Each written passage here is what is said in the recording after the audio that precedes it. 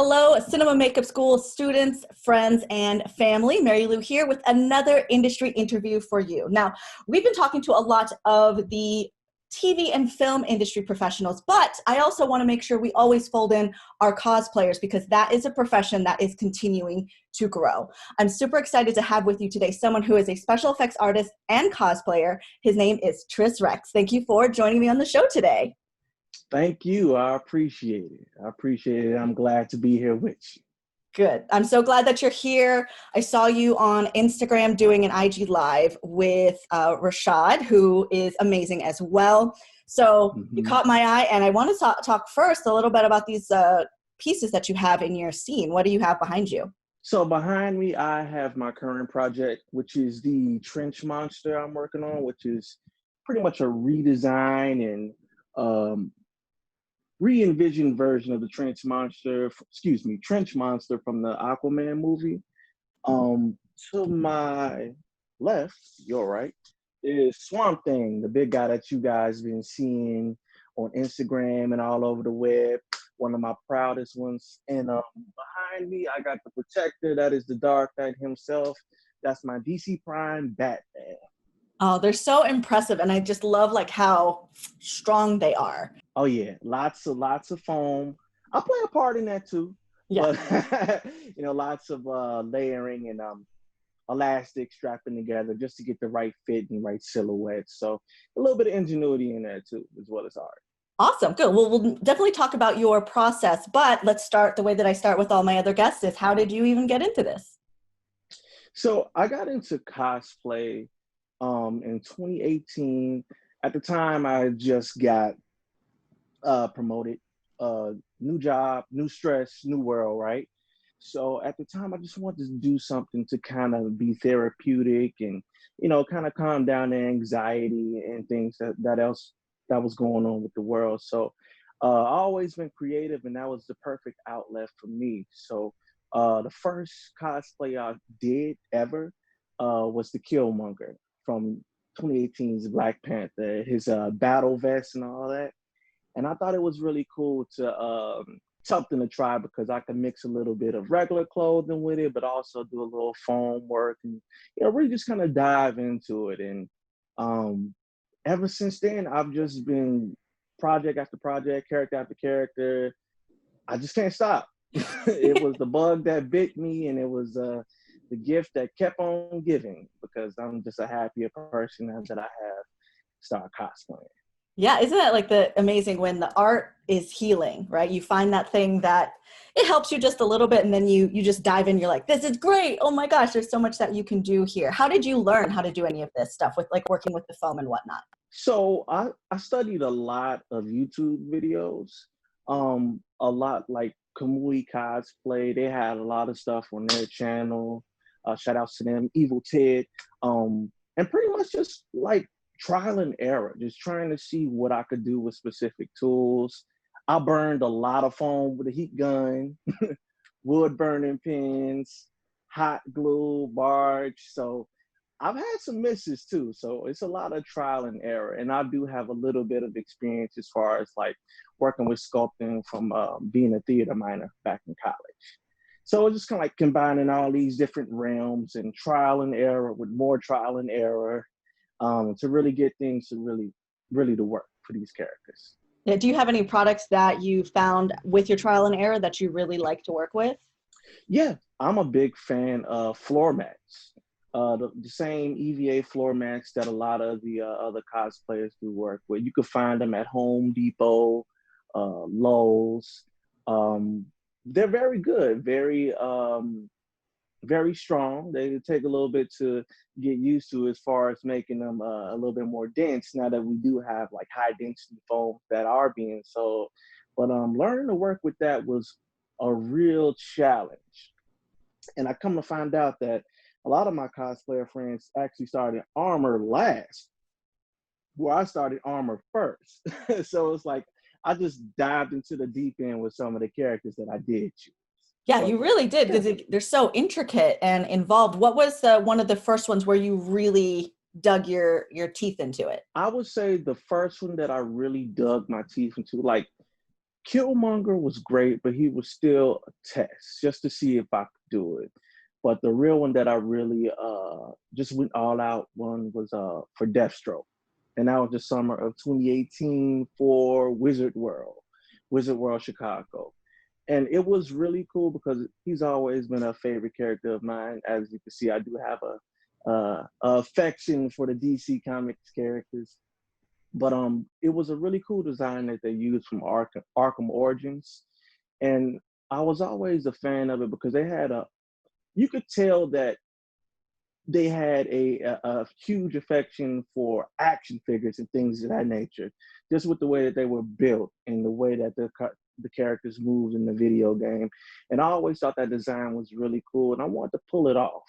And it also gave me my first chance to do a full body suit too. I'm gonna be honest with you.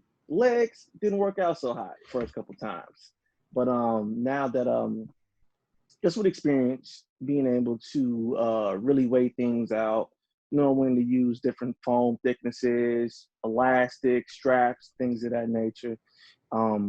Yeah, but that was pretty much my first time just going all in on the character. And what did you run it worked into out. with the legs that were an issue? So the legs were just too heavy. They were too heavy just to strap around my quad and thigh area. And actually, I later found out that it would be best to just wear them like suspenders. So a lot of the times when you see me walking around with these big mechanical legs for like Swamp Thing and Bats, I really have a vest on underneath that's actually strapped over my shoulders. So no matter what movement I do make, it moves with me at all the time. And it was just trial and error, you know, having my wife help me with my legs while we walking through the con every couple of steps. I'm like, you know what? I got to fix this. And now it's just one of my go-tos. Right. I love that you're troubleshooting because you put it out into the world, you try it and you're like, no, this isn't quite working, but here's how we can troubleshoot it and fix it. And then you found what works for you. Now you mentioned your wife, she goes with you to the cons, and I know you've designed some things for her as well. I have. Actually, one of her designs is right here. This is also from the Aquaman movie, as well as the Justice League film with Mira's crown. This was pretty much me just taking a look at the movie stills, taking all of the images that I can and just redesigning it and just sketching it out. And as you can see, the cool part about it is that I actually was able to get some combs in there. So no matter how she's wearing her hair, she could be able to put it in her hair easy without it falling out, so she could do all of the poses that she do want with pictures and such. Yeah, that's so impressive. I saw that piece in some of the pictures and I was like, how is that staying on her head? But having the combs is a brilliant way to make that work. Yep, and it was just trial and error again, trying to see what can work. Elastic, not quite. Since it is going on her head, why not use combs? Worked out perfectly. That's so smart. So does she enjoy the cosplaying too? Is it something that you guys always do together, or is she just like, sure, I'll put that on so we can match? My wife is very into cosplay. She's just starting to dabble into making some of her own pieces, but she's very much so like the second half of Trish Rex cosplay. Second half in life as well as cosplay. So a lot of the times that you do see me choose the character, usually she'll choose the character to go alongside with it. One of the cool things we did for this past C2E2 at 2020 was the Batman and Catwoman. They really ate that up. They really got a kick out of that. So it was really cool. But she's very much so into it and very supportive wife. I will say that she usually does my handling for the bigger characters like Swamp Thing and Black Manta. But yeah, partner. And she has a very key and specific role when it comes to how things fit and seeing it from different angles. So a lot of the times before it even hits the con floor, nope, gotta fix this, gotta shorten that. So it's very much so a team effort. Oh, I love that. I love that it's a team thing. You guys sound like you're very good partners in this endeavor. So where is it that you go with the cosplay pieces? Like there's different conventions that you go to. Are there any that you really like? My favorite convention right now here in Chicago is C2E2. We also try to go to Wakanda Con as well as Wizard World. Now, the plan is to figure out a way to travel with all of this armor so we could go see some of my other friends on the East Coast and West Coast. But I would say I would, where I usually get a chance to showcase my work is the cons. And we usually try to go multiple days, but also photo shoots too. There's a lot of photo shoots that we do because I always try to create these builds with more of a cinematic eye. Like not only would it look good for the con, but I also want to give it that movie perspective, which is where the SFX part really comes into it, as far as how it looks on camera with lighting, minute details, and things that you just wouldn't think about, but they all really play a role when it comes to photo shoots. Yeah, I can really tell, especially in the Swamp Thing piece. There's something about the finish of it, and that from every angle, it's very detailed and very intricate, and like inspired by the TV show, but not exactly the same. Like I see you changed the face. It's like a combo of a few different characters. Tell me about that. Right. I'm glad that you pointed that out because I will tell you, and I'll be the first to tell you, Swamp Thing was the hardest paint job I ever did in my life. Like ever. But it was so rewarding and so good to see him finished. And it was just a chance for me to just step back and just look at him on a mannequin like, wow, this is even more than what I expected.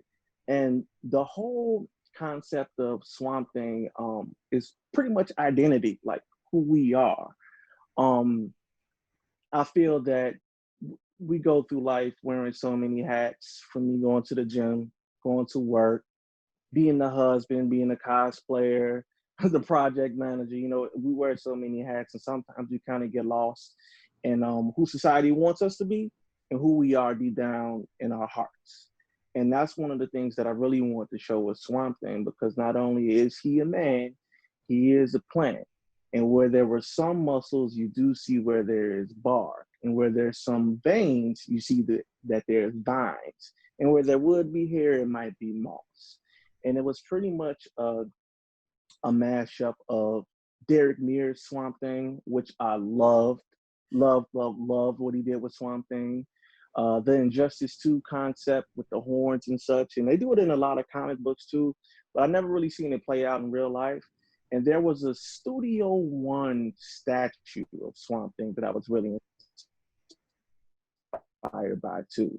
So it was take the best of all three, then add me in there, my backstory as far as like the identity role it wants to play, and that's how you got Dick Swampy over here.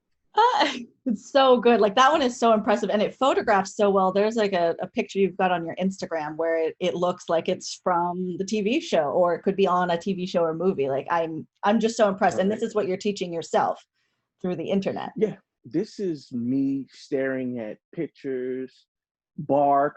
My neighbors was looked at me a little weird a couple times because I was just staring at trees as far as like the striations of the barks, and just picking up different leaves, seeing how they move, how the different colors and textures, and just studying and studying and studying before I even touched a piece of foam.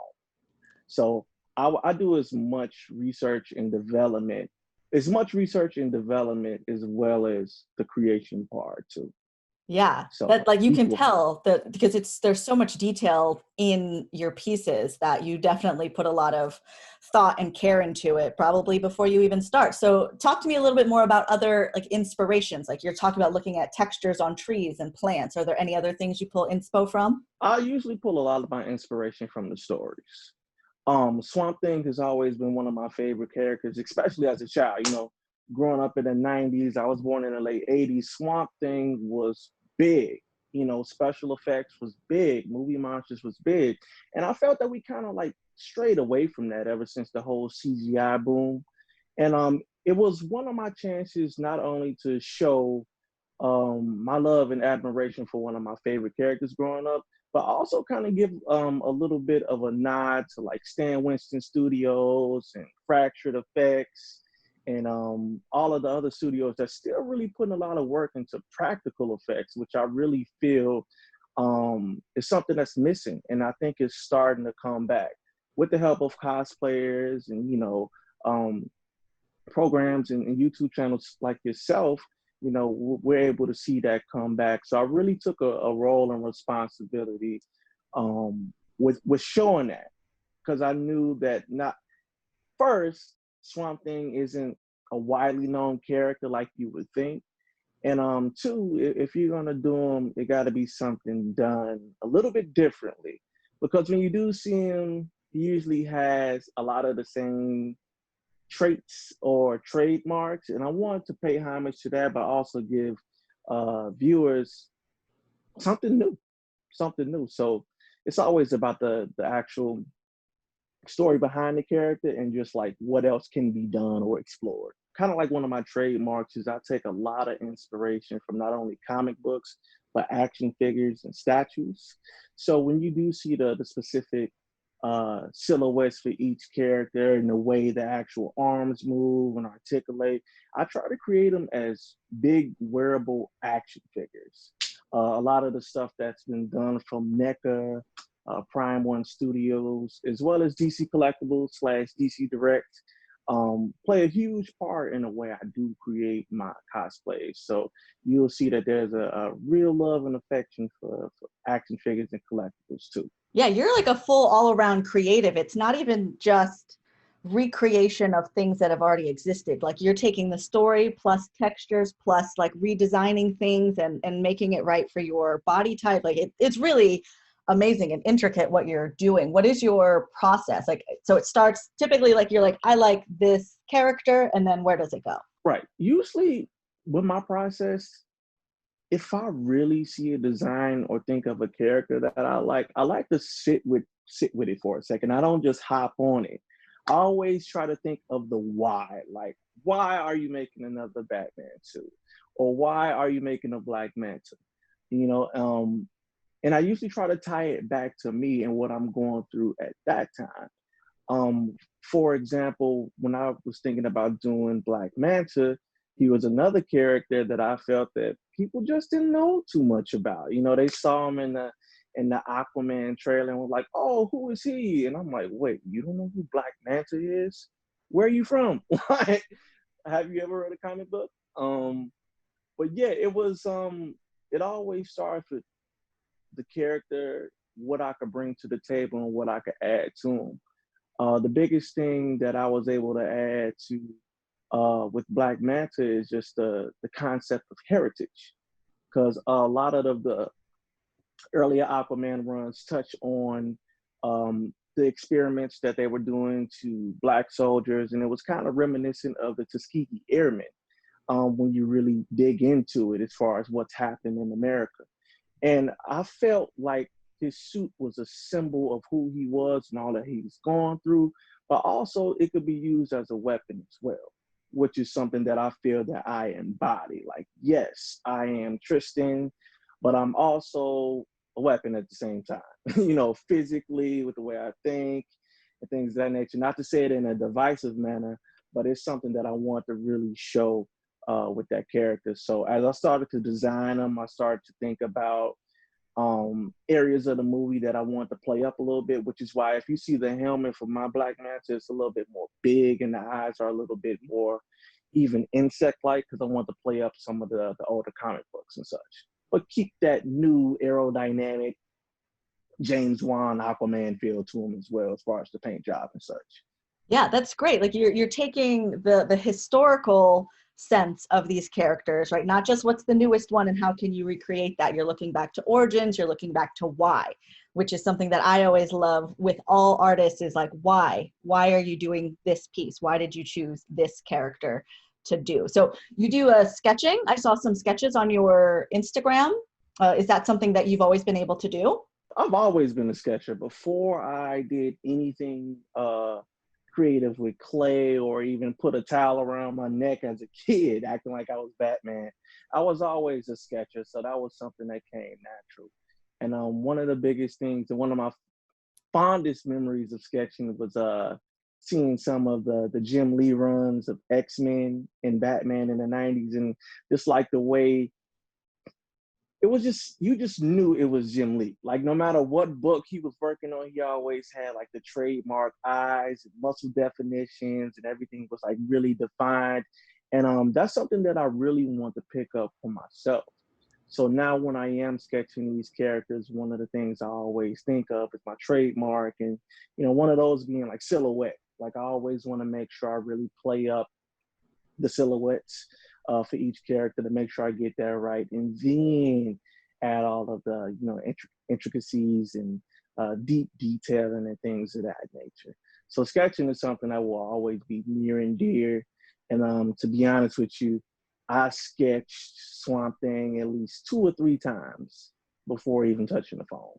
Yeah, and it was just piece by piece, arm, shoulder, head, and until I felt right about it, it was good. And sometimes it's not always like a one-to-one as far as like the actual creation and the sketch, but at least if it's pointing me in that right direction, I know that I'm doing something right. Right on. And do you always do a sculpture next? Usually after that, it's straight to foam. Okay.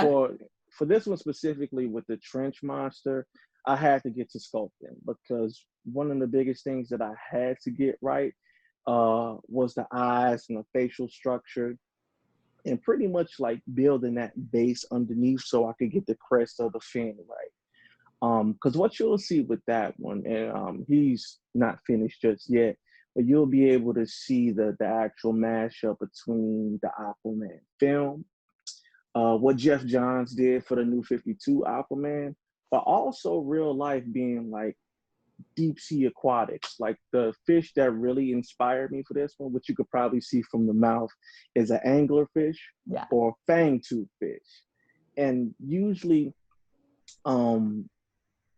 fish deep down below, like way, just like depths and depths below, usually have bigger mouths, mainly because they use luminescent lights to attract fish and prey to them. So it's just easier just to have a big mouth and to keep it open instead of actually hunting.